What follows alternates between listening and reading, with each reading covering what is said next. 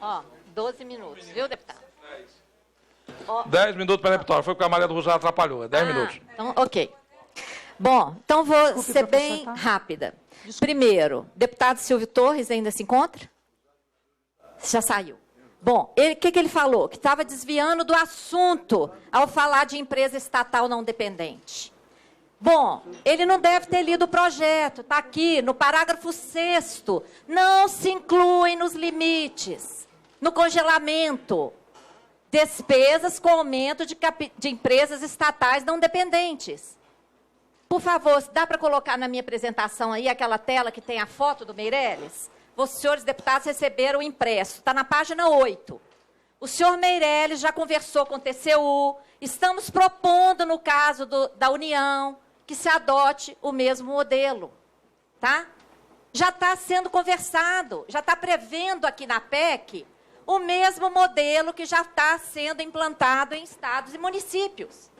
Então, a responsabilidade dos senhores e das senhoras é muito grande, porque amanhã, quando essas empresas estiverem funcionando, estiverem gerando dívida pública sem contrapartida, estiverem transferindo de maneira escandalosa recurso público para garantir mais lucro ainda para os bancos, os senhores não vão poder dizer: eu pensei que eu estava votando, era só para proteger a Petrobras e para a Eletrobras. Os senhores não vão poder dizer isso, porque os senhores ouviram e viram os documentos de como está funcionando no Estado, nos estados, nos municípios, e qual é o plano, porque tem a declaração na exame do ministro Meirelles, que é o mesmo modelo que está sendo implementado na União. Esse é o primeiro ponto. O segundo ponto, que a PEC se refere apenas à Constituição Federal.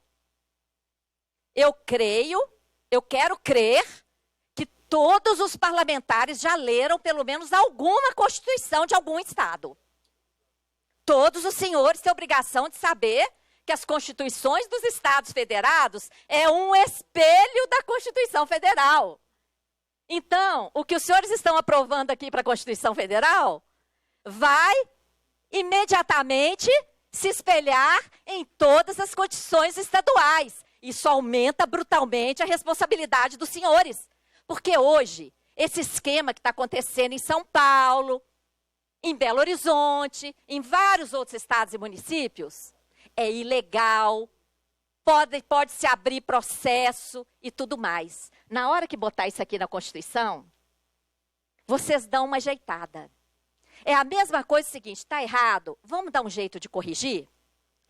É como um filho que vai lá e joga lama no meio da sala. Filho, não pode fazer isso, vamos limpar. O que esse projeto faz? Já que jogou lama na sala, joga no resto da casa e em todas as outras casas, de todos os lugares. Não é possível isso? Permitir o alastramento desse esquema. Então, é o seguinte, nós temos que saber o que é isso de empresa estatal não dependente que a PEC está deixando de fora do limite. O mesmo limite que está colocando para todos os gastos primários, esse aí está fora.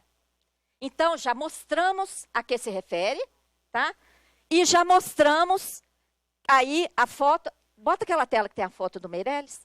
Já mostramos aí que o ministro de Fazenda está conversando com o TCU sobre a implantação do mesmo esquema na União. Então, não há isso. Segundo ponto, o deputado Tiago Peixoto me perguntou, porque falou que o projeto de lei do Senado 204 não fala das empresas não dependentes. De fato, ele não menciona empresas não dependentes. Mas o que ele menciona, deputado? Eu pediria ao senhor para olhar aí na página 7 da cópia que foi distribuída para os senhores, das minhas telas. Na página 7, tem aí a justificação do PLS 204. O que diz? Esse PLS tem por objetivo autorizar e regulamentar as operações de cessão de crédito que já estão funcionando, que hoje já são efetuadas por alguns estados e municípios, que ganharão maior segurança. Essa é a justificação do PLS. E o que já está funcionando? Ele visa regularizar o que já está funcionando. E o que já está funcionando? Eu mostrei aqui documentos oficiais, senhor deputado Tiago Peixoto. Eu mostrei aqui documentos oficiais da Secretaria de Fazenda de São Paulo, da CPSEC, que mostra, a tela está aí, também está na página 7. A CPSEC é uma sociedade por ações controlada pelo Estado, empresa não dependente. Então, eu estou mostrando documentos oficiais, não sou eu que estou dizendo. Estou mostrando a exposição de motivos do PLS e estou mostrando documentos oficiais da CPSEC de São Paulo, projetados nada menos do que a Secretaria de Fazenda do Estado de São Paulo. Em relação ao cargo do senhor Edson do Nascimento, ele ocupou na Secretaria de Fazenda de Goiás, ele ocupou o cargo de superintendente executivo da Cefaz, braço direito do secretário. Tá? Secretário executivo. Tá, tem que corrigir. Se eu tenho razão, eu vou corrigir. Ele foi secretário, acabou de deixar de ser secretário de Tocantins, onde as debêntures estão sendo oferecidas com 60% de desconto. Eu queria saber quem está comprando, mas esse dado é sigiloso. A não ser que venha uma denúncia, igual veio de BH, do BTG. Agora, ele foi em Goiás, secretário executivo na Secretaria de Fazenda, o executor, tá? Dessa questão. Em relação, deputado Patrus, aos impactos dessa empresa, os impactos são brutais.